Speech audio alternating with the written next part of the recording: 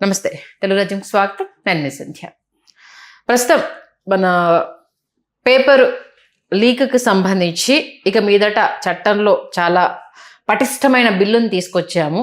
దీనివల్ల రాబోయే రోజుల పేపర్ లీక్ అయితే దానికి సంబంధించి వారికి వేయబోతున్న శిక్షల కన్నా భయపడి లీక్ను అరికట్టవచ్చు అంటూ కేంద్రం తీసుకొచ్చిన బిల్లుకు సంబంధించి పెద్ద ఎత్తున చర్చ జరుగుతోంది. నిజంగా ఒక బిల్లు తీసుకొస్తే వ్యవస్థలో లోపాలన్నీ సద్దుమణిగిపోతాయా? ఒక బిల్లు తీసుకురావడం వల్ల పేపర్ లీక్ నిజంగానే అరికట్టవచ్చా? కేంద్రం చేస్తున్న ఈ ఆలోచన ఎంతవరకు సమంజసము? వ్యవస్థలో లోపాలని ప్రక్షాళన చేయకుండా మనుషుల్లో పేరుకుపోయిన అవినీతికి సంబంధించి నిర్మూలన చేయకుండా బిల్లును తీసుకొస్తే ఎంతవరకు అది కరెక్ట్ అవుతుంది? డీటెయిల్స్ తీసుకునే ప్రయత్నం చేద్దాం. సీనియర్ జర్నలిస్ట్ అదిగారు మనతో ఉన్నారు. ఆయన మాటలు మరింత సమాచారం. అదిగారు నమస్తే అండి. నమస్తే. మన నీట్ పేపర్ లీక్ ఒక ఉద్యమం మనం చూడడం జరిగింది. కేంద్రము పగడ్బందీగా ఈసారి మేము బిల్లు తీసుకొస్తున్నాము, దీనివల్ల ఎవరైనా పేపర్ లీక్ పాల్పడితే 10 కోట్ల జరిమానా, జైలు శిక్ష అంటూ అనేక అంశాలను పొందుపరిచారు. వాటితోటి నిజంగానే రాబోయే రోజులు అసలు పేపర్ లీక్ అవ్వదు అని కేంద్రం స్ట్రాంగ్గా చెప్పగలదా? అంటే భారతదేశంలో చట్టాలు ఎప్పటి నుంచో ఉన్నాయి, ఇప్పుడు కొత్తగా ఏం లేదు. అయితే వస్తున్న పరిణామాలకు అనుగుణంగా ఈ చట్టాలను మనం మార్చుకుంటూ వస్తున్నాం. రాజ్యాంగాన్ని కూడా అనేక సార్లు సవరణ చేసుకుంటూ వచ్చాం. సో ఇప్పుడు వచ్చిన బిల్లు ఇప్పుడు కొత్తది కాదు, ఇది అమెండ్మెంట్ మాత్రమే. ఇప్పుడు వచ్చింది ప్రివెన్షన్ ఆఫ్ అన్ఫెయిర్ మీన్స్ అనేది 2024 బిల్లు వచ్చింది.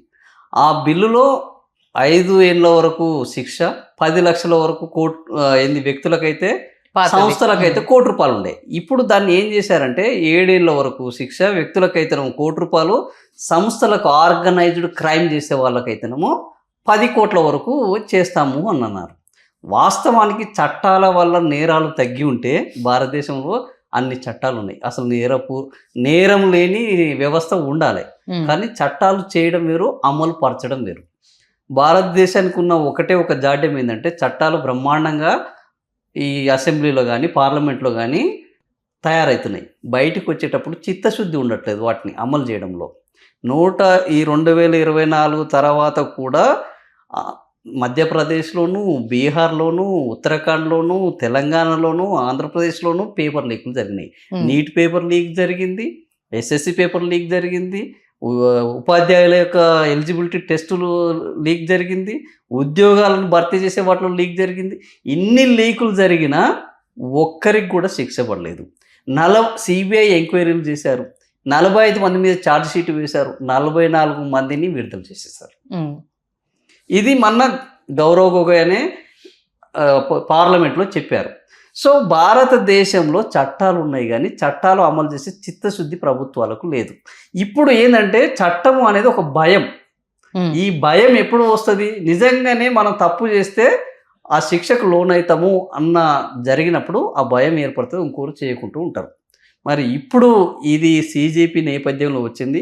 ఈ తర్వాత నిజంగా ఇప్పుడు ఈ లీక్ అయినది కదా, ఈ లీక్ అయిన వాళ్లకు, ఈ నీట్ ఎగ్జామ్లో దొరికిన వాళ్లకు ఏ మేరకు శిక్షలు పడతాయి, ఇక ఈ తర్వాత జరిగే వాటిల్లో ఏ మేరకు శిక్షలు పడతాయనే దాని మీద ఈ చట్టం వల్ల లీకులు జరుగుతాయా లేదా అనేది తెలుస్తుంది అంతే.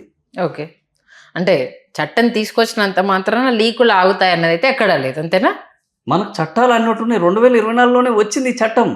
ఒక్కరికి కూడా ఇప్పటి వరకు 5 ఏళ్ళ శిక్ష పడలేదు, ₹1 జరిమానా విధించలేదు. ఓకే, మరి లీకులు జరగలేదంటే అనేక లీకులు జరిగినాయి, అనేక రాష్ట్రాల్లో జరిగినాయి. నేరుగా నీటే 2 సార్లు లీక్ జరిగింది. ఇదే ఎవరు? మన బీజేపీ ఎన్డీఏ కూటమి ప్రభుత్వంలోనే. సో చట్టం లేదా? ఉంది కానీ శిక్షలు పడట్లేదు.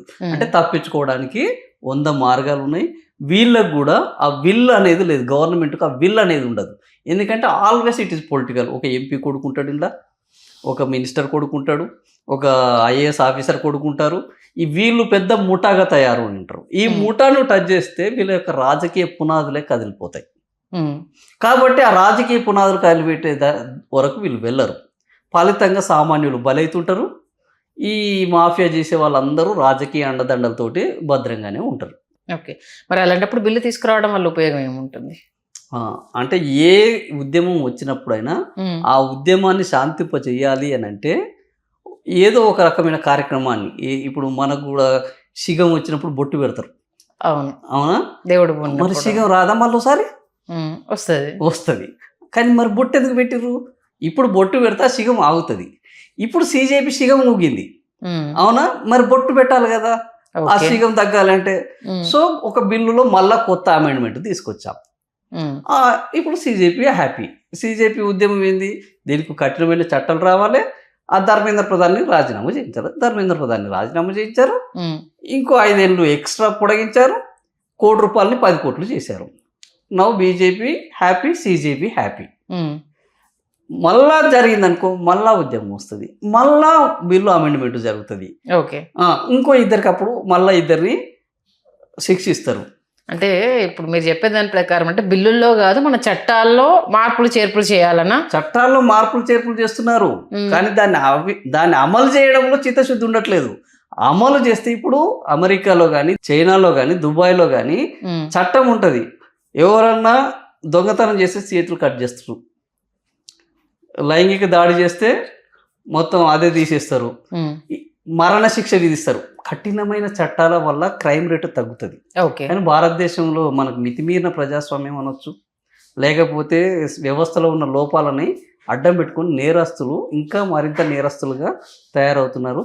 చట్టాలు అమలు జరిగితే ఖచ్చితంగా భారతదేశంలో అనుకున్న లక్ష్యాలు అమలు జరుగుతాయి. అంటే ఎక్కడ ఆ కఠినమైన చట్టాలు అని అంటే మళ్ళీ ప్రజల నుంచి ఆ వ్యతిరేకత రావాలా, లేకపోతే ప్రభుత్వాలే ఆ చొరవ తీసుకొని మనం బిల్లులు తీసుకొస్తే సరిపోదు, దీనికి కనెక్టివిటీగా చట్టాల్లో కూడా మార్పులు రావాలని ప్రభుత్వం కూడా అనుకోవాలా? ప్రభుత్వాలు ఎప్పుడు ప్రభుత్వాలు చట్టాలు చేస్తే వదిలేస్తాయి. ప్రజల నుంచి ఒత్తిడి వచ్చినప్పుడే ప్రభుత్వాలు స్పందిస్తుంటాయి. నిజంగానే ప్రభుత్వమే స్పందించి ఉంటే సీజేపీ రాదు.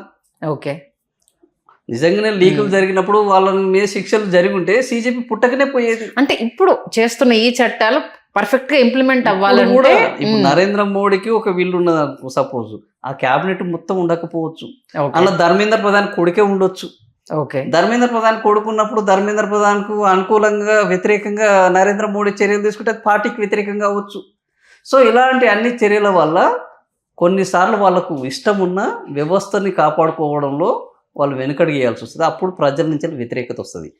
ఆ వ్యతిరేకత వచ్చినప్పుడు వీళ్ళకి తప్పనిసరిగా ఇప్పుడు ధర్మేంద్ర ప్రధాన్ మొదట రాజీనామా చేసిండా? చేయలేదు. వ్యతిరేకత వచ్చినప్పుడు చేశాడు. ఇట్లాంటి ప్రజా పోరాటాల వల్లనే చట్టాలు వస్తున్నాయి, ప్రజా పోరాటాల వల్లనే ప్రజాస్వామ్యం నిలబడుతుంది, ప్రభుత్వాల దయాదక్షిణలతోటి కాదు. కాకపోతే అవేవో నామమాత్రంగా ఏదో కంటి తుడుపు చర్యగా మాత్రమే ఈ బిల్లుల రూపంలో లేకపోతే ఈ రాజీనామాల రూపంలో అప్పటి వరకు మమ్మ అనిపించేస్తున్నారు. చాలు.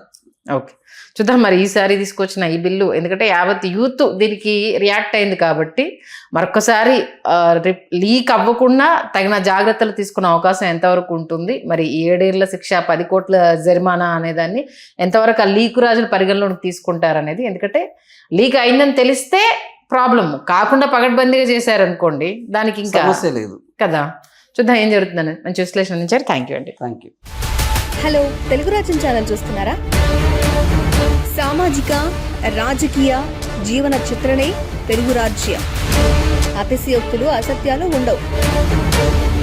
రాజకీయ కోణం కాదు, ప్రజా కోణమే కొలబద్ద.